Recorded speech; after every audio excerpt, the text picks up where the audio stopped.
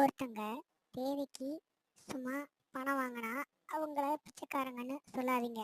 ஏன்னா பிச்சைக்காரனே தேவைக்கு தான் பிச்சை எடுக்கிறான். இனிமே குப்பைக்காரனையோ இல்லை ட்ரைனேஜ் கிளீனரையோ உனக்கு படிப்பு வராதனால தான் நீ இந்த தொழிலுக்கு வந்திருக்க அப்படின்னு சொல்லி குட்டி காமிக்கிறத நிப்பாட்டுங்க.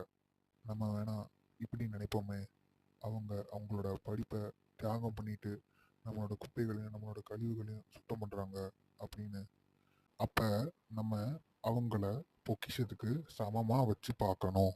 வாழ்க்கையில் நிறையா கஷ்டங்கள் வரும். அதுக்குன்னு நம்ம இந்த கஷ்டங்களை பார்த்து பயந்தோ இல்லை சோர்ந்து போயோ இல்லாட்டி புலம்புனாலோ நம்மளே அந்த கஷ்டத்தை ஜெயிக்க வச்ச மாதிரி ஆயிரும். இதை நான் உலகத்தில் இருக்க எல்லா குடிகார மகான்கள்கிட்டையும் கேட்டுக்கிறேன். அது என்னன்னா, நீங்கள் தான் சொல்கிறீங்க சரக்கு அடித்தா சோகம் எல்லாம் பறந்து போயிடும் அப்படின்னு. அப்புறம் நீங்களே சொல்கிறீங்க, நீங்கள் கவலையாக இருக்கிறப்ப கோயில், சர்ச்